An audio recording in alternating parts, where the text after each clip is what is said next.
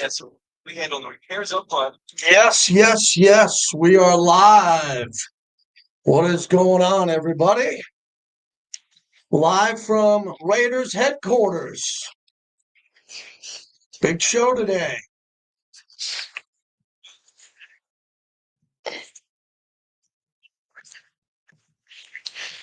All right, let's do a radio show.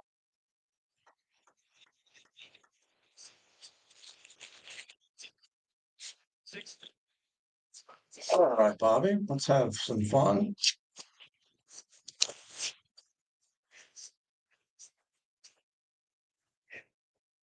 I'm waiting on Tashawn Reed whenever practice ends, and he knows he can't come on after 1, so.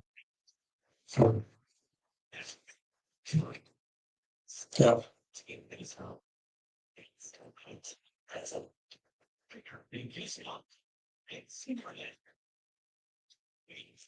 Wow, Vince does better live reads than me. I love it.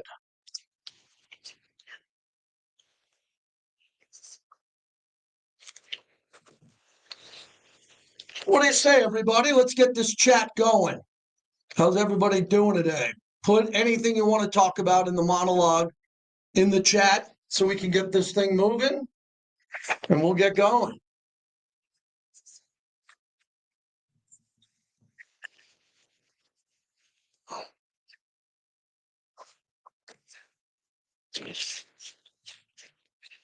Not a lot to report about today. Indoor practice. It was pretty hot outside, so they're indoors today, which is fine.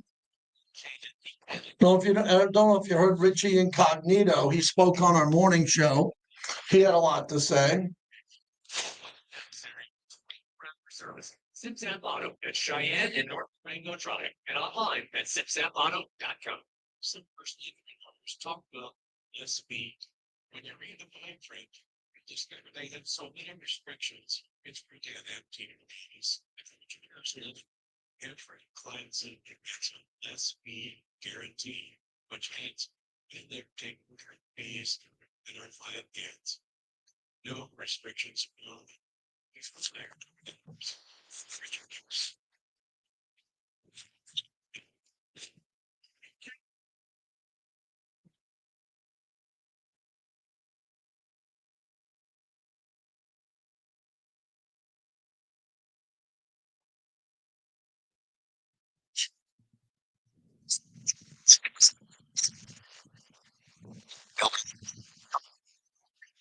Radio 920 AM, KRLP Las Vegas. You're listening to the JT the Brick Show, where the Raider Nation has had to stop and react for over 20 years. It's the JT the Brick Show. You know, we're going to have a lot of positive energy. The guys that love to compete and play with passion are going to have a chance to play. Your silver and black home to sound off for over 25 years. I'm loving it, man. They're making my job tremendously easy to be out here with these young, talented players, man. I think we have a really good team. I'm super excited. I'm already loving this fan. It's going to be a lot of fun. Here's JT. Out of the gate, JT live from Raiders headquarters. How about that? That never gets old whenever you're in this beautiful studio here at headquarters in Deep Henderson. You can watch us live, and you can watch us live on YouTube, which is really a good video stream that we have with guests that we have coming on.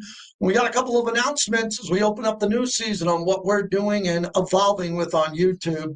So please watch the show that way if you can. If you can only listen on radio, that's great. You got the Raiders mobile app. And if you want to also listen on the podcast, you can go to lvsportsnetwork.com. Practice was indoor today with pads, not outside. It's super hot as we open it up. And the Raiders have had several good practices out there in the heat. So the Raiders aren't avoiding the heat, but it's 104 right now in Henderson. It'll be 109 today.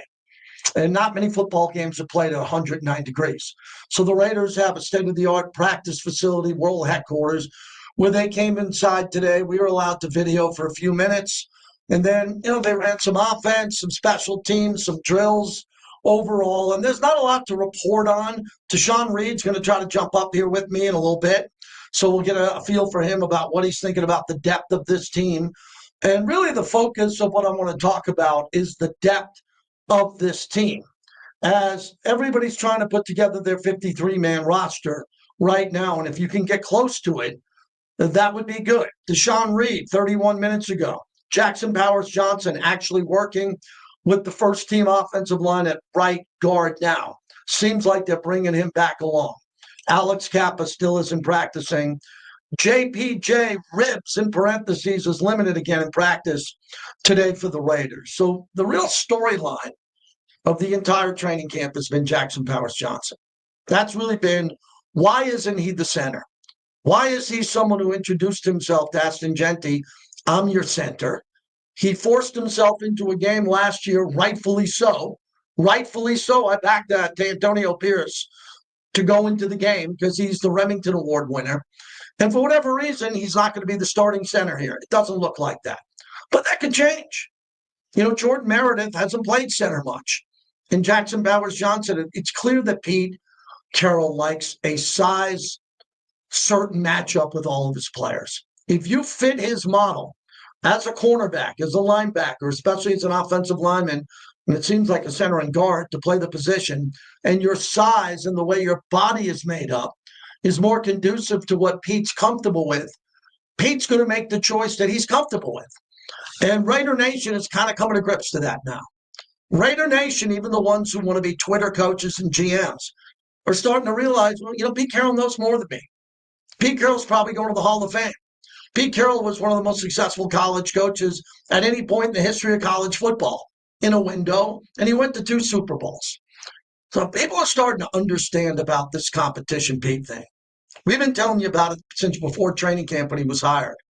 And out there again today, he's tackling Deuce Gruden, John Gruden's son, right, in warm-ups. He's having fun. He's running up and down. He's talking to players on special teams. Pete is heavily involved in practice, heavily involved with energy, talking to every position group. And as we're saying, DC Raiders said, and Pete, I trust. You really gotta trust the guy now.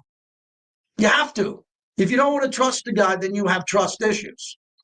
Now, if we get to week 6, week 8, week 10, and you have a issue with the record and the team, I don't know where you're going to be with Pete Carroll, but I'm going to be behind him because he's a legend. And I know that he keeps using the term the program. He's trying to reestablish this program in his liking, the way he wants to do it with John Spytek. And there's going to be tough decisions that are being made. Now, normally throughout my career, I've always said that I don't care about the practice squad. Once the season starts, the practice squad doesn't mean much to me. It doesn't, unless I'm hosting the pregame show at the Torch and someone on the practice squad is activated. And normally those guys don't play. They get activated. They're a 7th or 8th wide receiver. Receiver gets hurt, they dress, and they don't throw the ball to him. I don't think that's going to be the case with this team. I believe if you make the practice squad here, you're going to get called up to play at some point because that's what Pete wants to do. And if you're a practice squad player and you make this team, not as a starter, not on the 53, they're going to use you in practice and you're going to have an opportunity to compete. Maybe where other coaches in the past really didn't concentrate on the practice squad guys. So Vinny Bonsignore put out his 53. Other people are kind of speculating on the 53. I got my own 53, an idea, but no one cares about my 53. I don't think you care about anybody else's 53. You just want to find out who makes the team. The people who care about the 53 are the moms and dads and the aunts and uncles and the wives of the players who might make the team. Once the team is, the players land on the team and we have practice squad players, we're going to know what's going to happen. And these guys are going to be used and they're going to be competing all the time. And I don't want to say that Pete makes people uncomfortable, but there's got to be some players who are uncomfortable that they might not be starting. Not Brock Bowers and Max, but Jackson Powers-Johnson. What about the cornerbacks? Caillou got some first-team reps today. Wow, where'd that come from? You got guys in the secondary, and I've told you from the beginning that I believe that the secondary, they will add a player. J.T. Wood, Sam Webb, Eric Stokes, DeCamerion Richardson, Darion Porter, John Humphrey, Caillou Kelly. As I look at some of the names brought in, Terrell Edmonds, Trey Taylor, Christopher Smith, those guys are fighting for jobs. I think Darnay Holmes makes the team along with Isaiah Palomal and Jeremy Chin. I'm good with Eric Stokes starting. And all accounts are today, Darian Porter's going to be a starter. And he's never played in an NFL game, and he's a converted wide receiver. Oh, boy. He better be ready to play it, right? You don't think Josh McDaniels going to throw the ball at him 10 times? You don't think Jaden Daniels going to throw the ball at him 12 times? Yeah, they're going to. They're going to attack this young secondary. And as I said in the pre-show video on X at JT the Brick, if Malcolm Kuntz and Max Crosby get off and they're able to get to Drake May, Jaden Daniels, and Justin Herbert, then guys on the back end are going to make plays because there's going to be elbows that are hit, ball's going to pop up, Max is going to be double teamed, someone like Tyree Wilson can get to the quarterback, or Adam Butler, or Booker, newest member who came over from Philadelphia, and they can cause some chaos. My focus today is the defensive line. We haven't talked much about Max. All I did last year was talk about Max. Max is close to perfect, right? He looks healthy. He's happy. He's rested. He's ready for the Niners coming in. Got to keep Max healthy.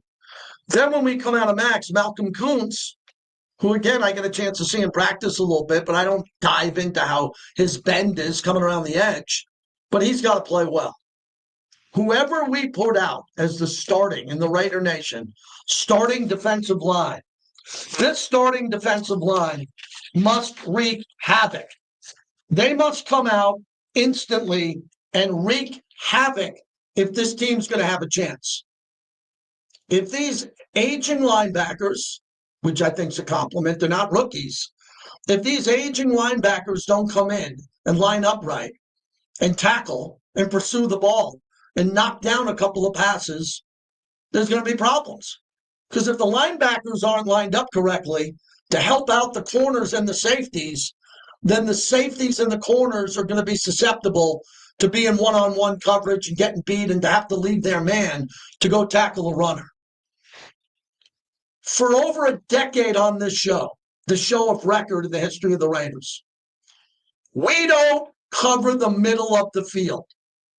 The middle of the field has been wide open constantly. I am confident for once because I like Patrick Graham. I think Patrick Graham's a really good coach. But even with him as a defensive coordinator, we have seen the middle of the field open. I'm confident that Pete Carroll is not going to allow that. I don't think that teams are going to be able to just dump it 10 yards across the middle of the field, no one to be there, and then the safeties and the linebackers are going to have to converge. Because we lost a really good player in Robert Spillane, who was very good in the middle of the field. He had instincts. Now, I don't think that Robert Spillane was ever the player that Devin White was. Until recently, where Spillane was better than Devin White. But if you go with Devin White as a Super Bowl champ and his Pro Bowls earlier, he was clearly a better player than Robert Spillane. So how much can we get out of him? And then Jamal Adams. Jamal Adams is a very interesting player to me because finally I have a player that I can talk about on the shows who's number one pissed off. Seattle despises him, the fans up there. That's why he was chirping so much. Secondly, he started sending videos to Pete Carroll to say, look over here, I'm healthy. Please give me a chance. He asked for a chance and Pete gave it to him. He is going to have to be all over the field. And would you admit he's got to guard Travis Kelce? I mean, you have a better player that you can recall in a decade who can line up over Travis Kelce and at least put his forearm under his chin the way that George Atkinson would do that to Russ Francis? Do we feel like we have a guy? I don't have the confidence in, Tommy Eichenberg to do that yet. I don't know how much I have in Jermaine Pratt, who's a good player to do it. But Jamal Adams, assuming he makes this team, can line up as a hybrid linebacker with safety skills. Now, I don't think his ball skills are great anymore, especially deep ball skills. I don't think that's his strength. His strength is attacking the line of scrimmage, stopping the run, hitting a tight end, getting a tight end off of his route. And if you know me, I've been screaming about this topic more than anybody. I should be hired by the NFL, by every team as a consultant on how to guard Travis Kelce. I'd be the guy.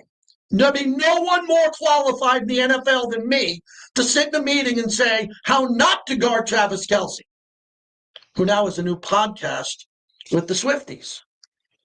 Well, I got a lot of heat for that last night. I put out a tweet. Go look at it. Said the Chargers basically pay media. They do pay media. They take them out to dinner in LA. They pay the media. They send them little stuffed animals to their kids to talk well about them.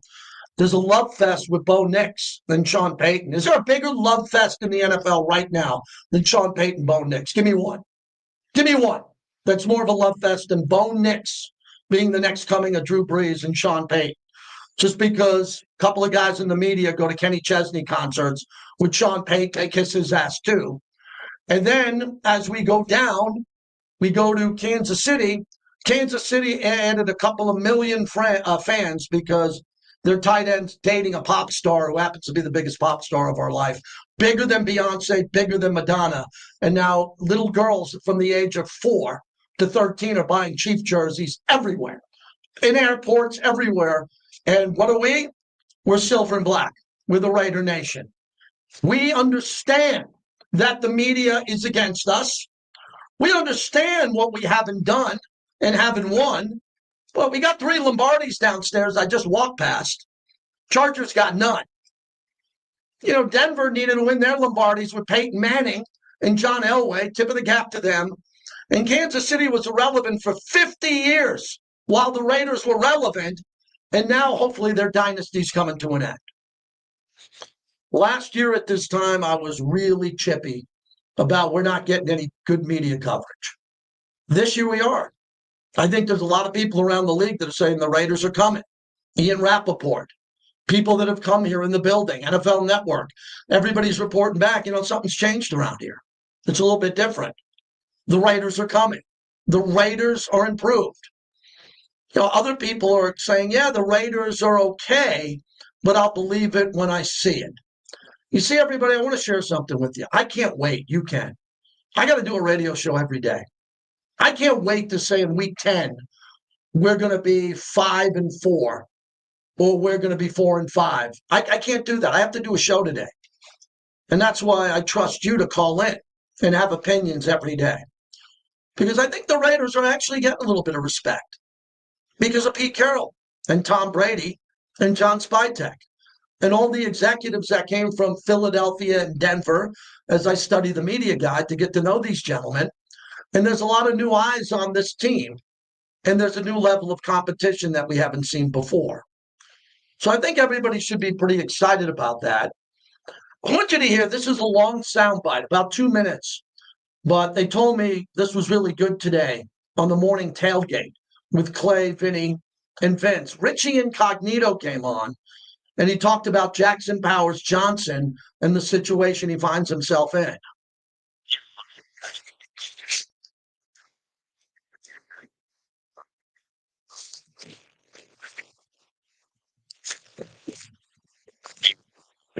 And all young players are looking to play with good technique. And it's one of those things now where kids come out of college and they're coming from all these different offenses, and some have been in the huddle, some haven't been in the huddle. You're getting a play.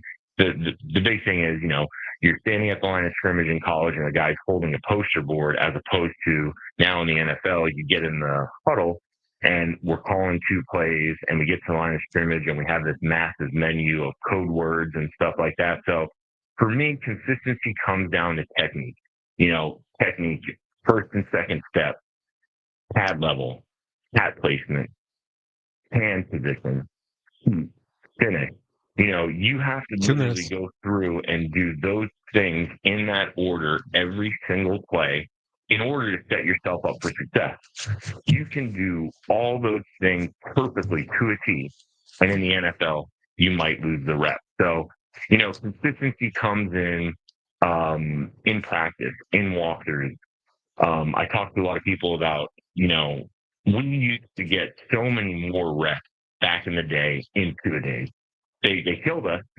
You could barely walk, but we were getting reps. And not only were we getting reps in pads. So we had quite the amount of time to practice. And, it all comes down to reps. It comes down to repetition. It comes down to doing those things, first and second step. Where am I placing my hat? Am I hitting him with pad level? And then, it kind of branches out from there. Okay, I got my technique. Now I got to get the guy next to me down. This is what I'm doing. This is what he's doing. And as you learn and as you grow, you know what everybody around you is doing. When you're young, you're kind of just closed in and you're out there almost panicking, like, all right, I'm gonna just roll this guy off the ball. But the inconsistency shows up.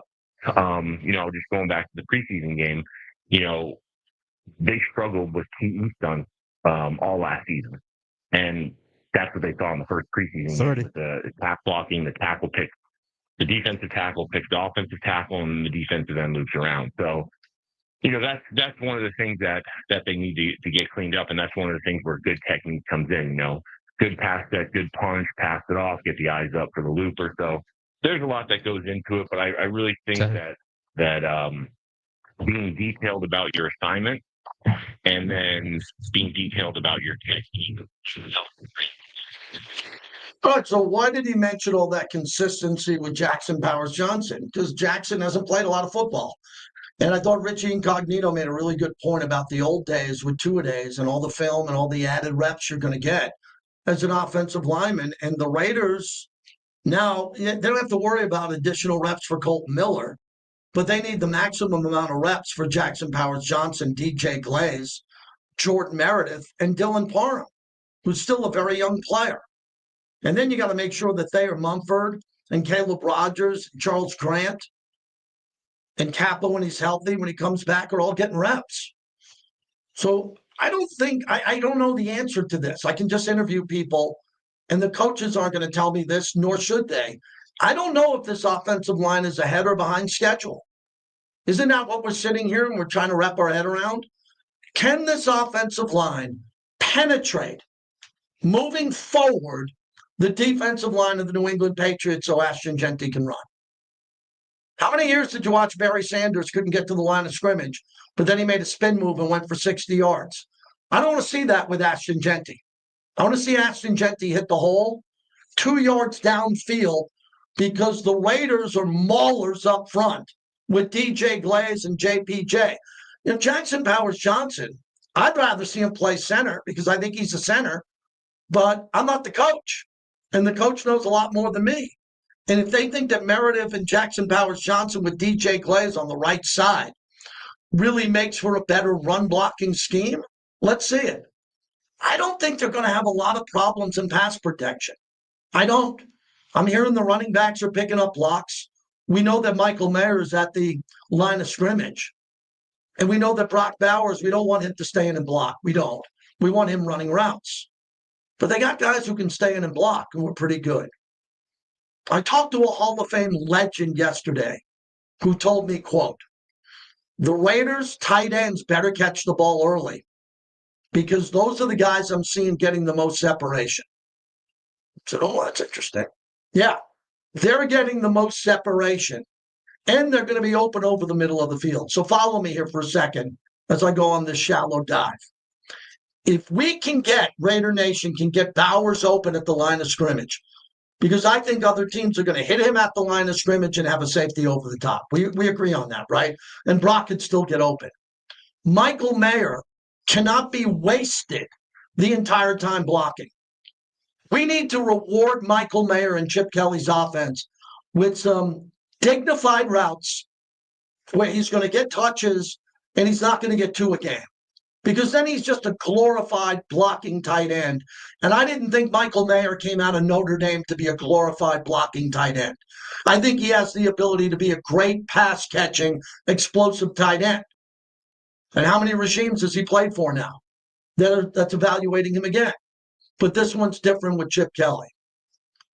So the Raiders have two of the better young tight ends, maybe the best tight end, and Michael Mayer, one of the better top 5 young tight ends in the league. It's got to be the strength of the team. because we know Jacoby Myers is going to get open and catch the ball. We know Trey Tucker can go deep. We know that Dante Thornton is a guy who's going to run deep routes and catch it. And then I want to see what Jack Besh can do. And what about Tommy Millott and Alex Bachman coming in these next couple of games? What are they going to be able to do? You know, we've all been agreeing on this, and I'm happy that we're agreeing on this. Everything could be so much better for this team if they can establish the run. They were dead last year. If they can establish the run with Ashton Genty and pick up first downs on second down. If we're sitting at 3rd and 6, 3rd and 7, 3rd and 6, 3rd and 8, the other team's going to tip a ball at the line of scrimmage, or a pass is not going to be caught and the Raiders are going to punt. On 2nd and 7, we need to pick up first downs with Chip Kelly's elaborate offense. I think Chino's going to be able to do that. And if the Raiders are moving the chains and getting fresh sets of downs, it will keep Max Crosby and Malcolm Koonce healthy. And then you run this rotation with the defensive tackles, because there's going to be a lot of rotations with these defensive tackles. I mean, that's going to be interesting to watch. And unfortunately, we have people paid around here that can give me those stats. We're going to have so many different packages with Jamal Adams in, Tyree Wilson in on 2nd and 3rd down in passing situations, that the Raiders are going to have different looking fronts. And I think that's going to help the back end. I also believe that the Raiders will sign another cornerback. I do. It's a gut feeling, but at least I'm not screaming about signing a right tackle. I'm good with DJ Glaze and Thayer Mumford. I'm good with that. Those guys can play. They're good players.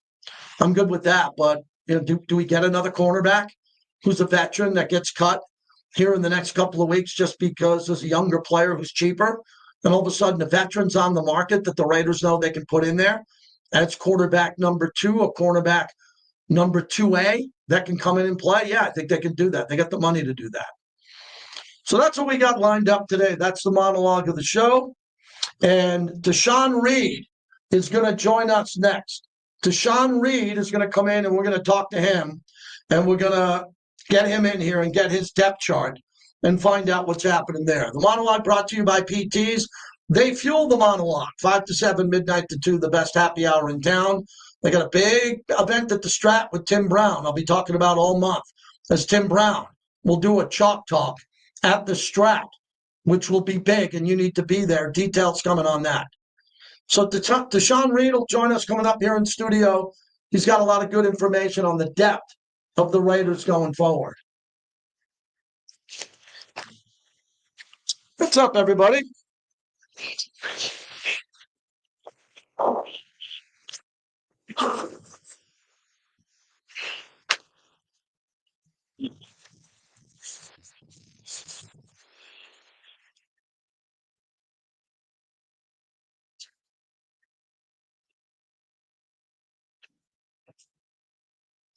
All right. Just cruising along here on a Tuesday. Thank you for the open. Yeah, I got Todd Marinovich on next week talking about his book.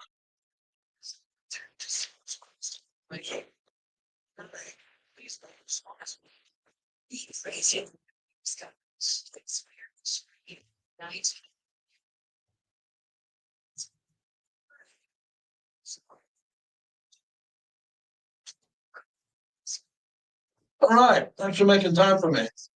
Oh, appreciate you having me. Yeah, who's speaking down there? So next today, Q Kelly, so much like Berkshire.com. Just I've watched him play a lot at Bishop Gorman, and my son's one of them played on the team with him, and I'm really excited for him. But I never thought he was going to be a legit NFL. Yeah, with the size and all that, it's pretty. Yeah, I think he might be able to like make the roster like that. Back up after they traded Jacorian because they don't. The 5th cornerback spot, they don't really have like a set answer. Besides him, who else? So Terrell Edmonds, they just signed safety, and then I forget who the 4th person was. Yeah, they have. So looking at the depth chart on that position, really interesting stuff. I still believe that they would be open at some events still, right? I have a spot back there, just corner. Good camp, cut down corner, a veteran maybe, or I don't think so. Stokes, JT Woods. What do you think of JT Woods? I don't know. He has all the measurables, but he just hasn't been able to put it together. Right. Once the bullets start flying. Mm-hmm. But I see why Pete would be interested in him. I mean, he's 6'3", 200 pounds, ran a 4.3. But I think they like that trio they have. Stokes and Decamp Ford. Okay. Head down the wrong way. And the health of the team, anything to keep an eye on? People have been really worried about I think people reacting a lot to JPJ, but it seems pretty minor rib injury. He's him moving over to right guard. Seems like a lot of people think he should be a center, so that's kind of we'll get into that. Yeah, it's drawing a lot of controversy. Got it. What are you writing about today? I'll ask you. Mostly looking ahead to later this week with the 49ers joint practice. And then obviously the preseason game. Yeah, the Niners are really banged up. Everything's coming up here. There's, you've been saying that they were more banged up than when they canceled the joint practice last year. The Saints. Yeah, I think they had 15 guys out last time I saw. That's a lot. Yeah. So, but It's about your future together. That's dirty. yeah, so nothing coming out today, but later on this week, we'll be covering that. Got it. How's Vic doing up north? It's good. Good to be back home full time, be around his family. He's gonna be down here. He's down here tomorrow. Good. And be here through the game, I'm pretty sure. So all right, let's knock this out. Be about 10 minutes. Cool. God.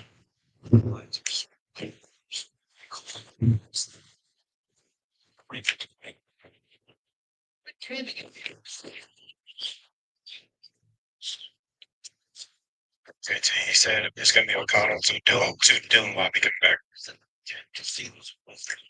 Don't let the game get out of hand. Please be responsible. Welcome back to the JT the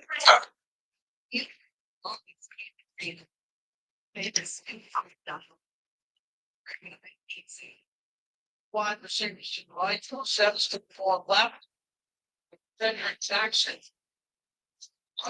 Side agent out right there. Bobby gets his corner of the end zone. Touchdown. Las Vegas Raiders. Dylan Lobby. How about that? Lobby comes through, was able to call that touchdown on Raider Nation Radio. Tashawn Reed, kind enough to join us from the Athletic coming off practice today. Good to see you. What do you think of them being inside today in Pats? Yeah, getting back to it a little bit. Obviously taking it light with their first practice coming off the game yesterday, but kind of fine-tuning those fundamentals. And I think a big issue in that first preseason game, Pete Carroll said he wanted to see them be more physical, and I think you've seen that start to go up a little bit in practice this week. Guys thumping a little bit more, obviously not tackling to the ground, but making sure you get your hands on somebody out there. And later on this week when they face off against the 49ers in the joint practice on Thursday, I think we'll really see that ramp up. I mean, the 49ers are always one of the more physical teams in the league, and Pete Carroll's going to be expecting the Raiders to match that. So that's what they're trying to see this week after sort of that performance against the Seahawks. Yeah, I was just talking to you before we came on the air. The issue with the Niners last year, we were in Costa Mesa when they canceled with New Orleans. I think it was 24 hours notice, and New Orleans was really upset about it because they wanted their joint practice. It looks like the Niners are more banged up now than they were last year. All indications Kyle's going to come in and let him play, huh? Yeah, they're going to push through it. Like you said, they do have a lot of guys that are either coming back from injuries or recently got injured, this week, the last couple of weeks of practice. But they'll still have that core group of guys, most of those familiar faces, minus Brandon Ayuk, probably the biggest name that's going to be out. But still going to be a pretty good challenge for the Raiders. I think the 49ers have one of the better rosters in the league. And so always good to see where you stand against a team like that. In the practice setting, of course, they're not going to be tackling to the ground, but you're still going to have extended snaps against their starting defense and offense out there and sort of simulate, what you would get in a preseason game without having as much injury risk. So I think we'll see mostly the ones out there on Thursday for sure. I was standing next to you when Pete kind of ran by and gave a message about this week and covering the storylines here. Do you think that this is a really important moment for this Raiders roster development with the depth, who's not playing, all the different looks that we've seen with guys who we thought were going to start, Jackson Powers-Johnson with his availability, to what we're seeing in the secondary? Do you think Pete has this circled and something big's got to happen coming out of this?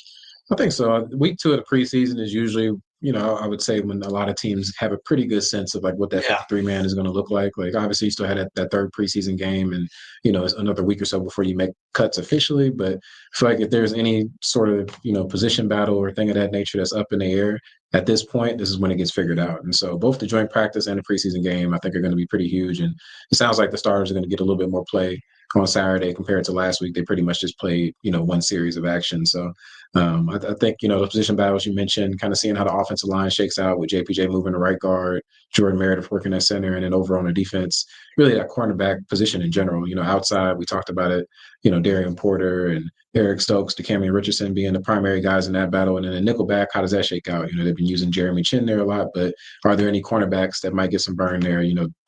Pete Carroll shouted out Greedy Vance, undrafted free agent recently. You have, veterans like Darnell Holmes in there as well. So there's a few spots to watch. And I think we'll have the answer by the end of this week based on how guys perform. Tashawn Reed in studio at Raiders headquarters. How do you think Jackson Powers-Johnson is handling all this? I've been in the locker room around him much because this, to me, is mental and physical because he's a guy who's got a big bravado. He was a great player in college. I think he probably thought he had the center job locked up and he's getting pushed with competition. It looks like he's settling into right guard. Does it look like he's handling it correctly?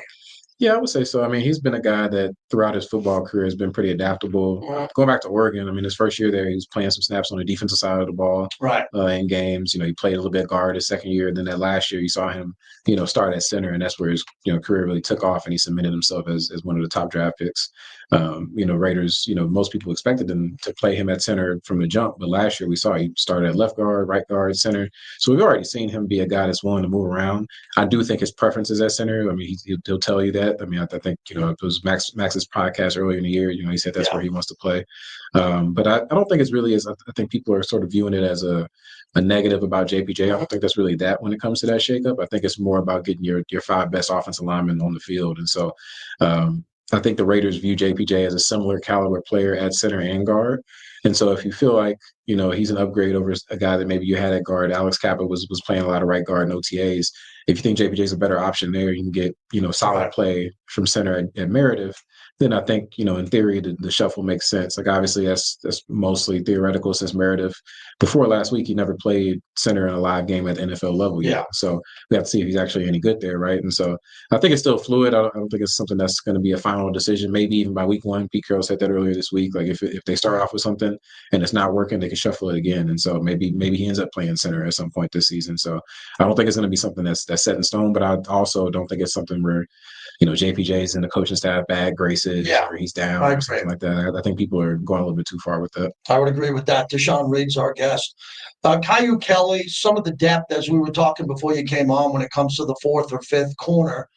I would assume that if someone gets cut from another team for a camp casualty because a younger player, cheaper player, beats him and he's available, do you think Spytech looks at that, or this competition Pete thing, they're going to have their guys next man up ready to go?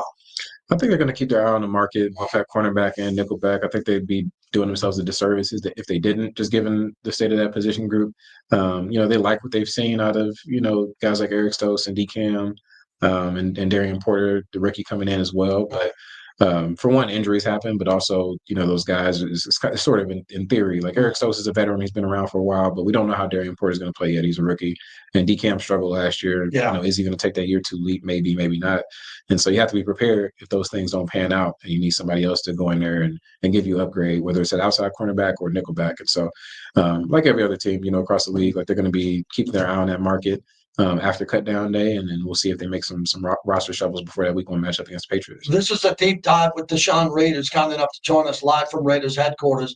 I want to get your opinion on the interior of this defensive line with Adam Butler and what we can see now with Booker coming in. I think it's just going to be a massive rotation. But the name that keeps jumping out, and I look at the depth at this position, is what are they going to do in the interior on passing downs with Tyree Wilson? Has he proven? Because a lot of fans are assuming, well, it's 3rd and 8, 2nd and 9, Tyree's coming in. Well, he didn't prove that yet because we haven't really played live games and Raider Nation hasn't seen that. So how much is he working towards being on the field 2nd and 3rd down compared to just 3rd and long where they need a bull rusher up the middle? Yeah, they've used him pretty often, I would say, on the interior since the whole Christian Wilkins situation went down. And that's not new necessarily. Like, he played inside a good amount last year as well. I think the question, like you said, is can he be a difference maker at that spot? Like, we know he knows the fundamentals of the position, how to line up there, but can he create, some disruption on those obvious passing downs and not just be an early down player? I still think he needs to prove that when it comes to game day. Like, I think they're going to give him the opportunity for sure, but is he going to be an effective player in that spot? I think that's still to be determined. I think he came on pretty strong after the bye week last year. Yeah. It's probably the best we've seen him play so far in his career. And so it seemed like he kind of captured something there. And so ideally he's able to carry that over to this year. But when it comes to the true defensive tackles, I agree with you. I think it's going to be sort of by committee. We talked about running back by committee. I think it's going to be sort of defensive tackle by committee, where there's J.J. Pagoose, Tonka Hemingway, Jonah Lulu, Thomas Booker, you mentioned that he was traded for. I think Adam Butler is kind of the mainstay in that room. Even he's not going to play every single snap, so they're going to rotate. And so I think you're going to see a ton of different faces on the interior as they try to figure this thing out because, even though Wilkins didn't play much last year, what you were expecting to get out of him is something that's pretty huge to replace both as a pass rusher, but also as a run defender. I think that's even a bigger deal. We saw that last week against the Seahawks. The run defense was pretty leaky. I have no problem. I like my defensive ends whenever, even as a kid loving football. I like defensive ends who can stay on the field for 3 downs like Max. That's hard now in this era because they're getting rotated out, but I like a fresh defensive tackle rotation, and I think that's going to be a strength for the Raiders. I wanted to get your opinion on Pratt, Roberts, and Devin White. If they're lined up correctly, I think that's going to be the key with Pete Carroll and Patrick Graham. They got to play chess and nail it. These guys have got to be lined up correctly. Spillane played well. Divine Diablo was athletic. I don't think he was lined up all the time well. If these linebackers who are proven in this league, who are getting up there in age, are lined up well in a rotation, do you think this could be a strength of this team? Or is this going to be kind of a bend, don't break unit that the Raiders hope to get the most out of? I think they're kind of trying to be solid at that position. We still have some question marks about run defense. I think is a pretty strong unit. Atlanta Roberts, particularly a middle linebacker, he's really strong in that area. And you mentioned Pratt and White, and also Jamal Adams. We've seen him make that transition from safety to linebacker, and he had probably the best performance any linebacker in their first preseason. Yes, the Seahawks made some plays. I think it's question is going to be like on passing downs. How does that group hold up? Because you have a few guys there that. Pass defense isn't exactly their strength. Like Pratt is probably the most balanced of those linebackers. He's a guy that's been good in both areas throughout his career. The others, that's been an area where they can be picked on before. And so I think that's going to be a question of when they're in those nickel packages with 2 linebackers on the field, can those guys hold up in coverage? Because in today's NFL, so many teams run those, 11 personnel sets, and a lot of these tight ends are almost receivers nowadays. I mean, the Raiders have one of their own, and Brock Bowers, of course. And so I think it's still more to be determined when it comes to that linebacker group. But when it comes to stopping a run and being effective as blitzers, there should be a pretty good group with guys like White and Adams in particular who are blitzing off the edge. Last one on a player, Zamir White. A lot of fans were confused by this. When I was at the first practices after OTAs, it really looked like he changed his body to be a little bit lighter and fluid to hit the hole better. And a lot of fans don't get it because they haven't seen him. And they haven't seen him. They don't notice it noticeably as we do, being there on the sidelines. I was really high on him last year. He just couldn't get the hole. The offensive line really struggled in Costa Mesa. Do you think that he could have kind of a sneaky, explosive year if he gets his chance and he's just sitting there on 2nd and 5 and running people over and picking up first downs? He's so young, Tashawn, and still has that body, and he's healthy. What kind of expectations should fans have for him? Yeah, I think you mentioned, him changing his body, getting lighter, and I think that's helped him be more explosive and faster. We all it went viral last year when he was doing those workout videos and photos. You see how big he is, but that's not always that effective when you're playing football, right? You want to be able to separate from defenders and run past guys as well, and not just run them over. But I do think there's a role for him in this offense, even with Ashton Genty obviously being a starting running back and the guy that's going to receive the vast majority of the touches, whether that's running the ball or through pass catching. But after that, I think it's pretty wide open for the number 2 running back role. I think we've, assume Raheem Mostert by default is going to be in that role. And I think he makes a lot of sense, sort of replacing Amir Abdullah in his role last year, kind of being a third down guy. But there's still room for that kind of bruising, short yardage back here in the red zone, or like you mentioned, short yardage situations to give Genty a break. Can't take every single carry, right? As good as he's going to be.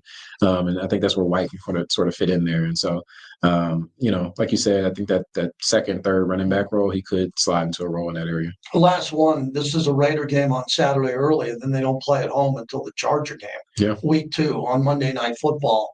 How important do you think this is for Pete Carroll to make a statement? I'm not a big statement guy in the preseason, but if you're going to throw the starters in there and you're going to give them a run, and Geno Smith's going to be out there with Ashton Genty, you need a better performance than we saw in Seattle. Yeah, they definitely want to step it up from last week. I think that was probably what concerned fans the most. It's, the outcome of the game is whatever. It's the preseason. Like, who cares if they win or lose, really? But they had their starters out there against the Seahawks' second, third teamers, and it was only one drive, but didn't really get much going. And then even after that, while Geno Smith didn't play, you still had Ashton Genty and some of your starting offensive linemen out there. Couldn't get anything going in the run game. You want to see some improvement in that area. And then on the defensive side of the ball, they just couldn't stop the run at all. The Seahawks had 170 rushing yards, and that was where the starters, the backups, whoever was out there, they couldn't set the edge. They weren't tackling well. You got to put out a better performance, regardless of where they were playing this weekend, but especially at home in front of your fans.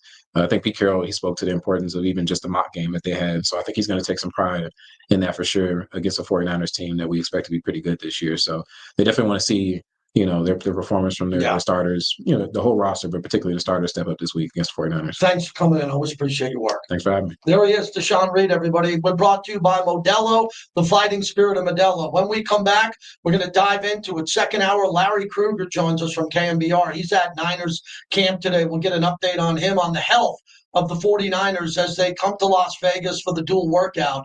That is on Thursday. It's alumni weekend. I got a lot to tell you, as 200 alumni are coming out again. No one does it better than the Raiders on that. And a busy show, hour number 2. One more segment this hour brought to you by the fighting spirit of Modelo. Thanks, man. Appreciate you. Yes, sir. Thank you. You got it. I'll see you game day. Chat here. How do you like those dual press conferences next to each other? How do you pick who you want to go to? How do you like to period? Wish they just didn't win. Yeah. Appreciate it, man. Thanks a lot. Appreciate it. Cool. All right. That was cool. Hope everybody could hear that. Hope everybody was able to hear that.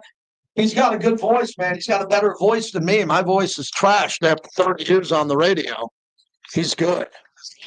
All right. What's going on, Chad? I never forget the chat. What's going on? Raider Nation Drinking Club, that is Thor. Thursday and Friday on the Strip. That's Caesars all over, yes. I know the Black Hole's going to come on and make an announcement on where they're going to be.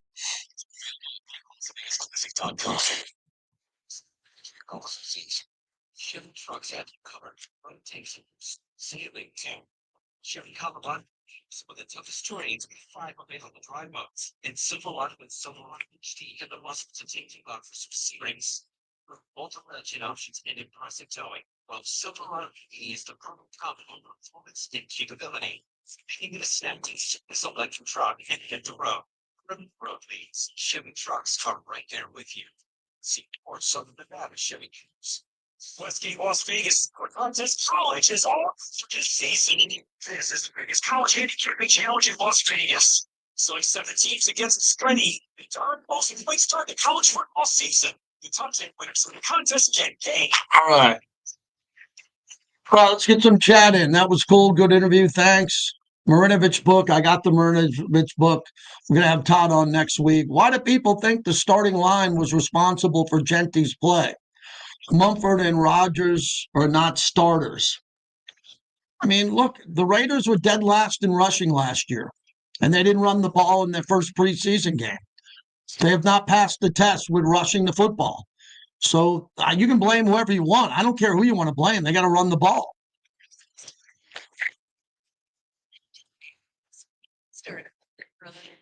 Hey, I need everybody here to subscribe. A lot of people are checking in, but I need you to subscribe. Just please hit the subscribe button and then hit share. And if you're in a Raider fan club or you're watching around the country somewhere else, maybe you can share it with some other people. But please take a moment to subscribe. We got a nice group here. Not everybody is subscribed. We'd appreciate that.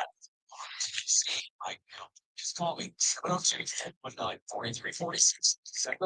702-419-4346. I want to be your trusted. What else? Is there any other break? Injuries during the preseason are getting crazy, man. Yes, but paycheck is even worse. All right. Tyrod Taylor had a knee procedure. Brevin Jordan on injured reserve. What a bummer. What a bummer, man. Brevin Jordan went to Bishop Gorman. Bummed to see that. Jordan Love tore a ligament in his left thumb. Had a procedure to repair it. A little procedure. The Pastor Bernie Law Firm.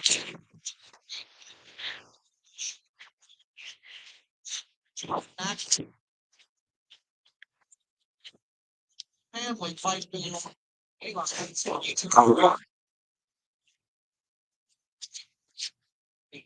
Family owned and operated. You treat your home like it's home. Who's coming in for the game? If you're in the chat, who's coming in for the game from out of town or who's local that's going to be coming in?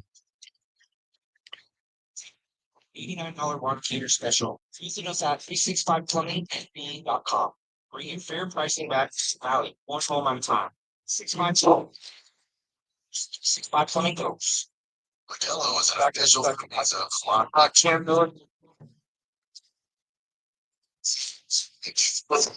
No calls. No calls, right?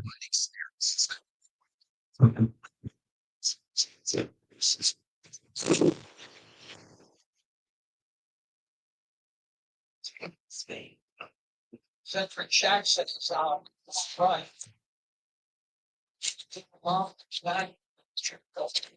Shut it.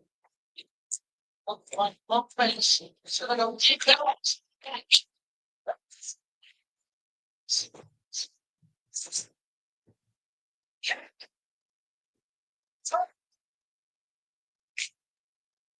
JT on the call. I don't get a chance to say that much. Hope you enjoyed the game. If you listen on the radio, if you watch on TV, you'll get Jason Horowitz, Kirk Morrison, and the great Rich Gannon.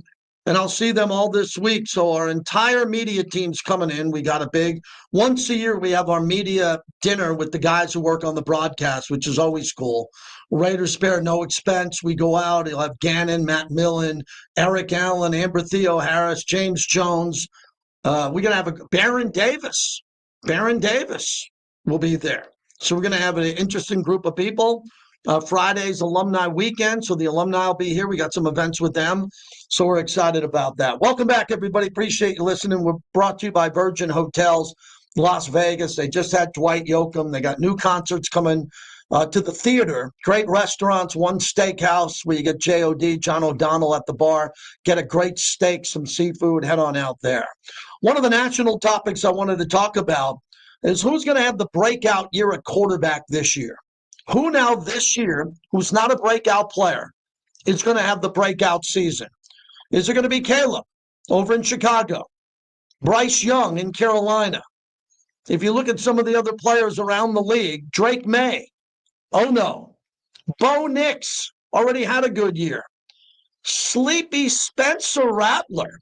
I like Spencer Rattler, man. That guy could sling it. Or will it be Cam Ward? As I look at the first game of the year, Drake May is going up against Pete Carroll and Patrick Graham. The Raiders have to be ready for Drake May and Josh McDaniels. You can say everything you want about Josh McDaniels. He's going to go down in history as arguably the most successful offensive coordinator ever. 6 rings. No one else does. So before you say you hate his guts, I know you hate his guts as the Raider coach. He knows the Raiders. He will dial it up against the Raiders. If he sees a defensive back who's never played a game, he's licking his chops. But he's going to have to go up against Max Crosby, which he hasn't done. And that's going to make this thing unique. But when I look at the young quarterbacks here who can take the next step, I really believe that Bryce Young, could have a really big year. He could have a big year because he's comfortable now He's not looking over his shoulder. He could be that guy. And I don't know much about Cam Ward. I haven't seen any tape on him in camp here, but it's going to take a while for him. And if you go to my ex Twitter at JT the Brick, I made it clear that Shadeur Sanders should already be the number 2 quarterback on the depth chart. But Cleveland's playing head games with him. They're playing dumb head games with him. And he's at a point now where he's 4th on the depth chart. Now, he shouldn't be first. It's Joe Flacco. But he should be second over Kenny Pickett and Dylan Gabriel. That's a player that's going to have to play pretty soon coming up here. We have more sound from Richie Incognito from our morning show and what was said there. And I think the Jackson Powers Johnson, I won't call it a saga, but some people are very concerned by it. The fact that he's not the center.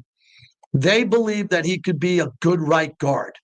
He's a second-year player who was concussed last year and couldn't play in training camp and got off to a slow start because he didn't have any training camp. Now he's had a full training camp. He's got a slight rib issue. I won't call it an injury. I'm not a trainer, but he should be ready to play. John Costco will join us from Pro Football Focus, the analyst coming up at the top of the hour. Also, there's breaking news again on John Gruden.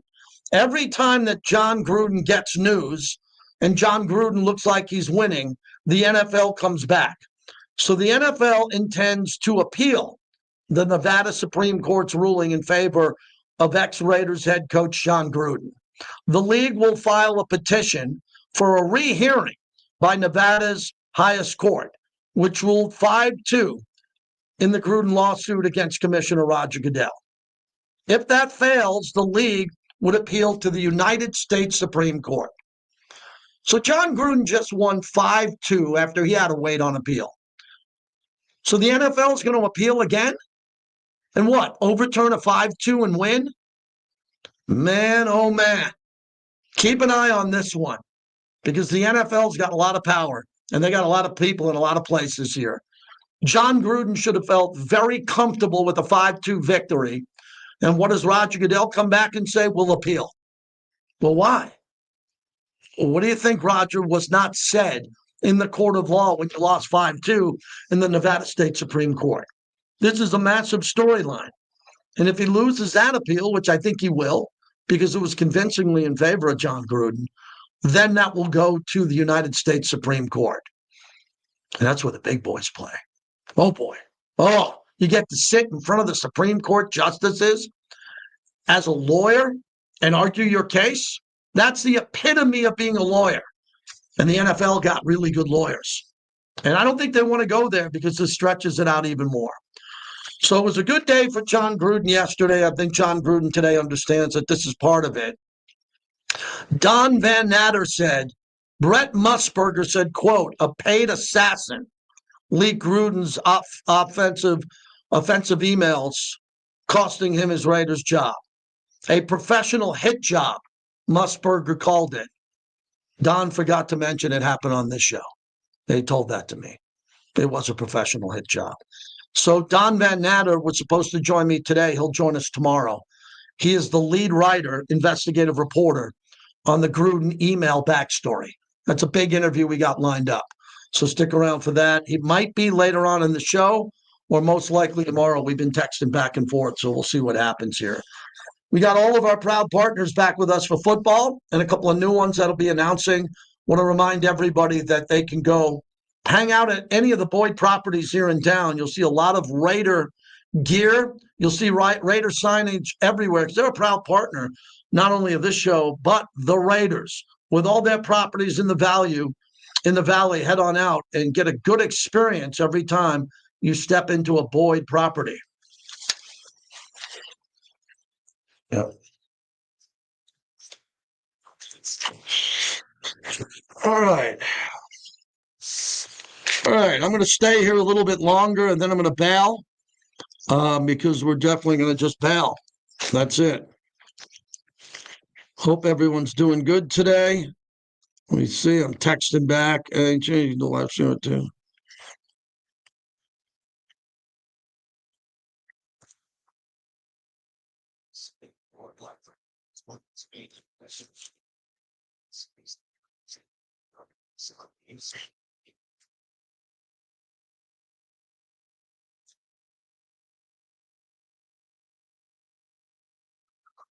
So certainly the Las Vegas Raiders and the JT the Brick Show.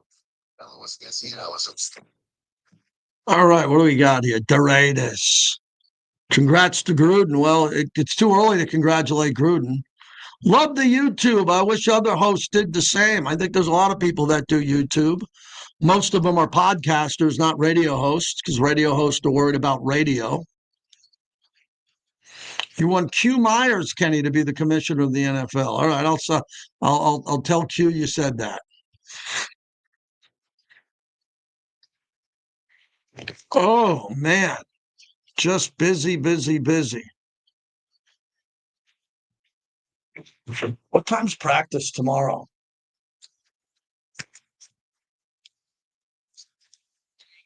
This is all out whether it's a car accident, I'm trying to figure out 8:30. Okay.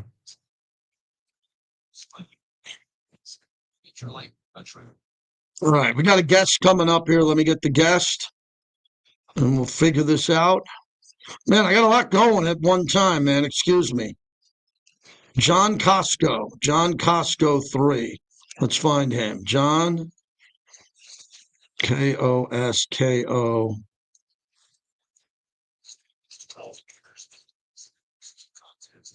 There we go. John Costco. Husband and father, pro football analyst. Actually, it says 8:45. 8:45? Okay, thanks.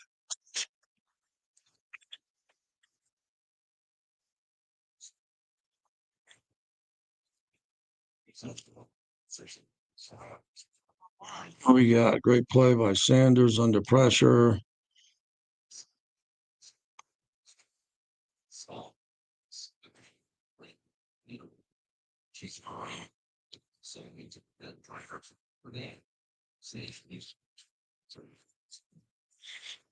Any chance of getting Brady in the studio with you? I don't know about that. Brady's not allowed in the building when the season starts on any level. In any building, he's not allowed to because that was part of his deal with Fox. So when Brady signed that $330 million deal and was granted ownership with the Raiders, part of the rules were he can't be in this building and he can't go to other buildings. So the time he gets to do his interviews is on the field before the game. Makes it very difficult for him. I would hope we'd get Tom Brady on pretty soon. Yeah, I get Vinny on all the time. Vinny comes on Wednesdays.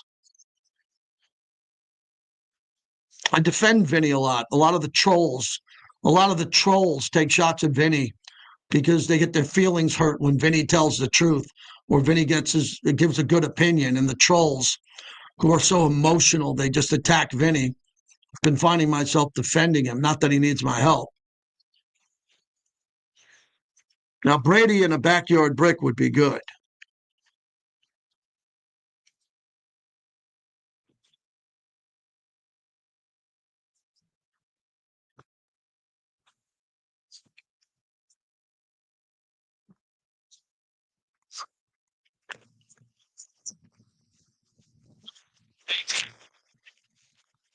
If you're in the relentless pursuit of finding a competitive edge in everything you're doing, you got to be on. I understand. I expect to sound like I'm on from every drill, everything we do. For 25 years. It's going to be a battle. This is going to be physical. This is going to be old school football. And yes, sir. As a great man once said, just win, baby. And now, here's JT the Brick. Yes, JT, back with you. We used to have the Battle of the Bay. I was a big part of it. Niner Empire and the Raider Nation.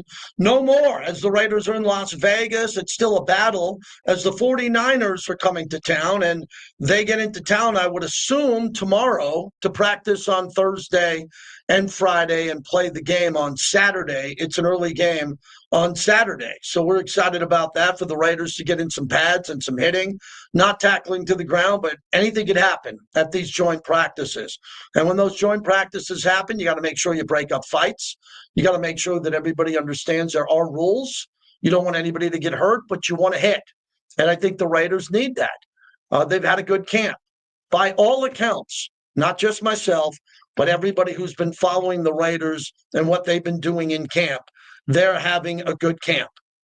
Now, the question is, can they have a great game, one great game, and play really well as the Niners are coming here to town, and then shut it down and get ready for the New England game to start the season? Pleasure to talk to John Costco, kind enough to join us, the great work that he does. And it's really good. He's a former KU football safety, and I like the fact that he's with Pro Football as an analyst. He does a great job, and we've had him on before. John, thanks for doing this. I wanted to start off with Shadeur and the grade that you gave him and what you thought overall. I've been a proponent for him moving up the depth chart. He obviously hasn't moving up the depth chart yet. Yeah, I mean, I was a fan of Shadeur Sanders coming out in this draft class. And, there's who knows why specifically he dropped. There's obviously the rumors that he did bad in the interviews and stuff like that. But I don't think there's any doubt that the guy can play the quarterback position. I think if you watch him, you saw good talent on the field. And you saw it in his NFL debut. Obviously, it's just the preseason, but he looked comfortable out there. He wasn't great by any means, but he looked like he belonged and made good decisions. He showcased his accuracy that he showed in college. And then he had some of the work that he had in college as well, which is taking sacks and, maybe scrambling around a little bit too much. But I think all in all, he played a really solid game. When you look at PFF and the history of these grades, overall, we clearly concentrate more on the regular season than the preseason. But what Shadeur did with his grade and the analysis you had is pretty high for a preseason quarterback. Is that fair? Yeah, I mean, he had a good game, right? It was an 82.1 overall grade. A couple of those are because of the scrambles that he had and the quarterback sneak that he had to get first downs, and that contributes to that grade. But I think it's a good overall game grade for a quarterback in the preseason. It's not the best we've ever seen. We've seen, Russell Wilson, kind of did tear it up when he was in the preseason, a couple of years ago. And it also doesn't really actually indicate, is the guy going to be good in the regular season? A couple of years ago, we had Mac Jones that tore it up in the preseason, and then same with Zach Wilson. And we know what those guys have ended up like as quarterbacks in the league. So I don't take too much, into consideration in terms of will this be an indicator that he's going to be a good NFL quarterback?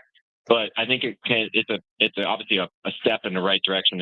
It's a sign that he can be that, not that he will, though. John Costco joins us at PFF. I looked at your secondary rankings, and I was heard out here. You had the Raiders 32nd, fair, as they're trying to rebuild that secondary. But the Ravens and the rankings that you had with Baltimore and Kansas City, and I think that's really fair. In Denver, you have Denver in the top three. It seems like those are the three teams head and shoulders above everybody when it comes to their secondary grades. Let's start with Baltimore and what they do so well.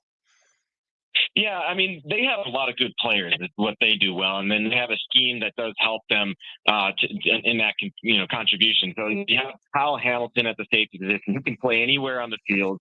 They can put him up on the line of scrimmage. They can put him in the box. They can put him deep. And he does a really good job in all those positions. He can blitz the quarterback if he's asked to do that.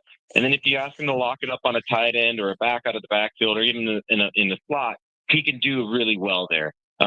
Unfortunately for them, Darius Washington tore his Achilles tendon in May, and he's going to miss the entire season. But again, Baltimore, they do a good job of drafting, and they took Malachi Starks who we had as a top-ranked safety coming into this draft class, and so he's going to be paired well, and obviously he's going to be thrown into the fire right off the bat. And then you talk about Marlon Humphrey; he's one of the best cornerbacks in the NFL, and they just added also this offseason Jair Alexander. I know he was cut from Green Bay, and a lot of that is because of the injuries that he always has. But if he's on the field, he is one of the best cornerbacks in the NFL when healthy. So they just have a lot of really good talent in that secondary, and they've also made some draft picks in recent years. Nate Wiggins was a first rounder last year, so they're just stacked in that secondary. You have a high ranking for the Denver Broncos because of Patrick Surtain II. What about the rest of that secondary overall? As Sean Payton's trying to get Bo Nix up to speed and establish a running game so they're more balanced. The defense and the secondary has been the strength of Denver for a while. Yeah, absolutely. I mean, obviously, it's headlined by the reigning defensive player of the year, but they've got good talent there. Brandon Jones was a fourth ranked graded safety last year, so he's excellent. Jaquan McMillan, I think, is a solid cornerback there, and they also drafted Jahdae Barron, who that in the first round, who probably is going to be a really good stud in the NFL for them. So they last year they also drafted a Chris Drain out of Missouri. So they've got really good talent there. They're not as stacked as I think Baltimore is for sure, but they've got the star power there, and they got some good complementary pieces. Do you have an ascending defensive line in the NFL? Because every team wants an edge rusher, and they're trying to get two. But the Eagles, with their interior defensive front, which is arguably the best in football, Micah Parsons has been in the news a lot because he's waiting on a deal. But give me one or two defensive lines that you think are vastly improved and can help a team pick up another couple of wins compared to last year. I think the one that really stands out for me are the New York Giants. I think if anybody thinks about it for more than a couple of seconds, they realize the type of studs that they have there. Dexter Lawrence, I think, is one of the more underrated interior defenders in the NFL. He pushes the pocket well, and obviously he's a great run stopper there. And then you pair that with Abdul Carter, who they just drafted this past year, Brian Burns, who was also a former first rounder that they signed last year, and then Kayvon Thibodeau that they drafted in the top 5 in 2022. So they've got a relentless pass rush that they can get after you with all sorts of studs there. And I think they're going to be that's a unit right there that can help them win a couple of games this year because of their formidable pass rush. I want to know what you think of Caleb Williams coming into this year and what's going to happen overall with the Chicago Bears. It looks like Ben Johnson is pulling his hair out, or they're having some memes that he's aging a bit. He's kicked the first team out one day, brought him back in there. How big of a struggle is this for a new whiz offensive coordinator, first-time head coach, dealing with a Heisman Trophy quarterback who still makes a lot of mistakes? It's going to be, I think, it's a learning curve for Caleb Williams. He's going in he's running an offense that he's never run before in his career. He's mostly been a shotgun type of quarterback, where it's this open field, and he's been able to utilize his just his pure arm talent.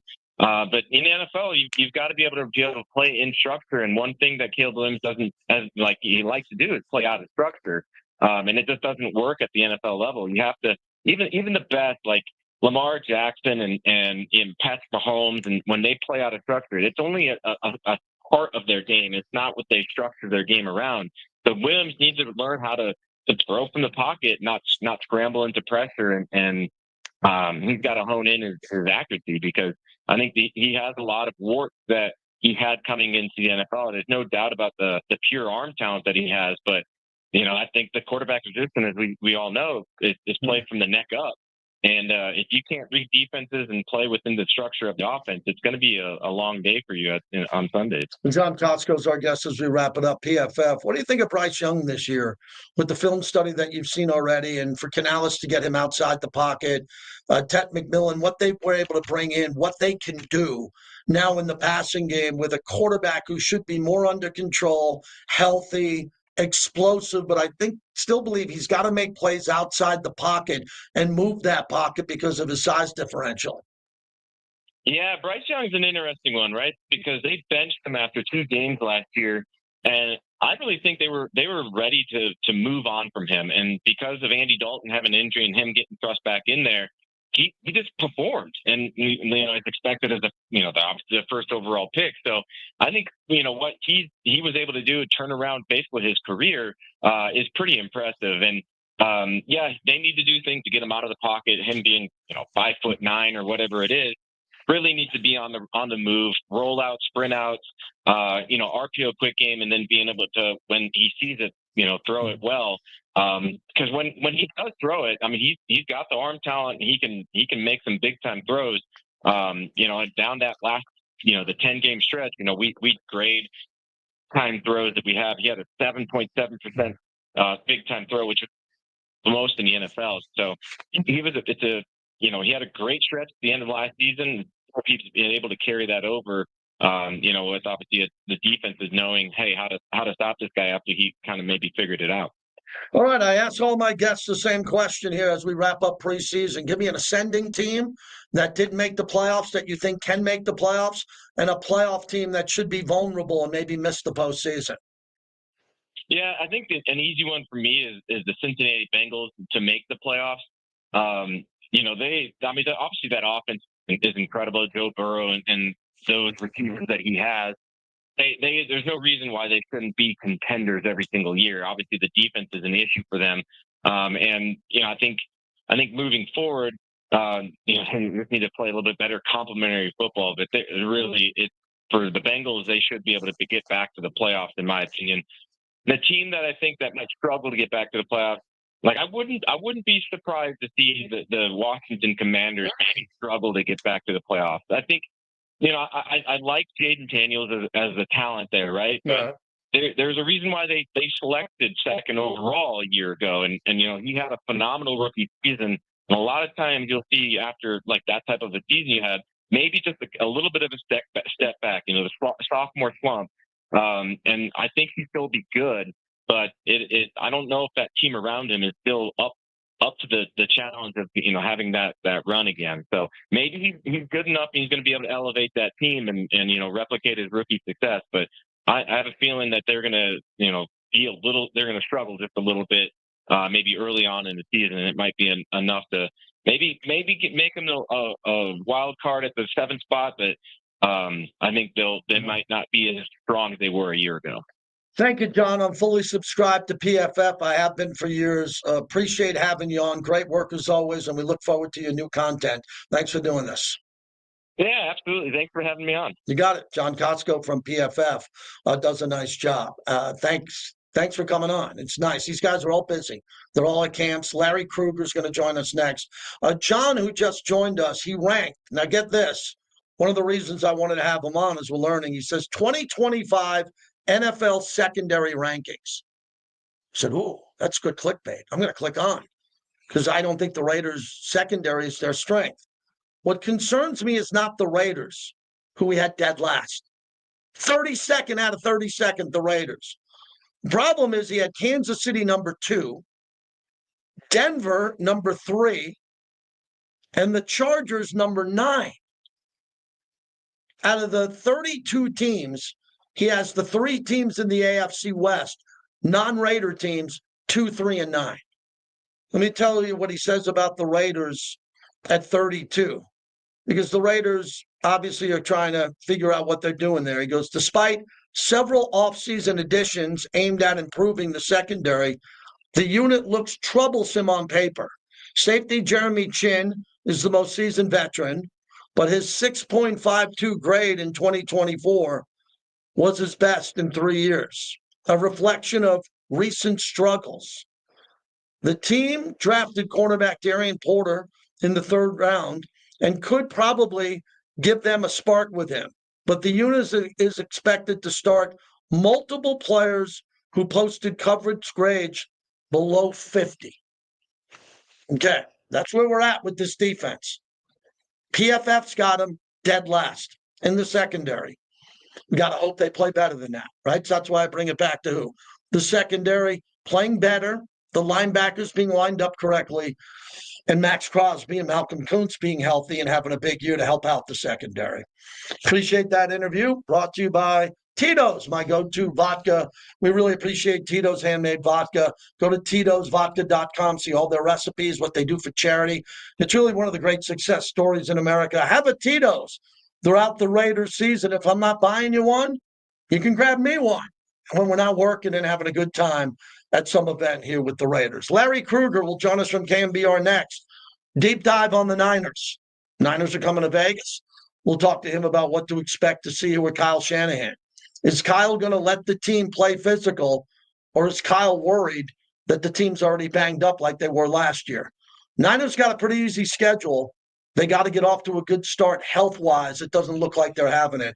So we'll get to Larry coming up in a minute. He'll be joining us as we come back. Yes, Tito's, as I'm getting texts from my friends who I actually drink Tito's with. So, Bobby, we'll get out and come back on the other side, and we'll find out what Larry Kruger has to say about the Empire. I respect the Niners. They've won a lot of games. I hung out with Ronnie Lott at the Hall of Fame. He stayed in my hotel. I checked in. Who was next to me? Ronnie Lott checking in. So that's a start to a Hall of Fame weekend. We got a lot more to get to here. Stick around. And thanks to the bricklayers, everyone on YouTube, for being there. Subscribe for free on YouTube, JT the Brick YT. It's the morning teach. All right. Me, Jack Trey Tucker. To Trace. Thank you, everybody. We will see you tomorrow. Got a Mad Dog Sports Radio show tonight, 7 o'clock again. My son lets me fire up the machine, I will. If not, I'll talk to you tomorrow as we'll do the show again. Everybody have a great day. 109 degrees in Vegas, man. Make sure those pets are in the house, man. Don't make a mistake with your pets outside. Yes, Big D, Mad Dog tonight. Appreciate it. Have a Modelo for me, everyone.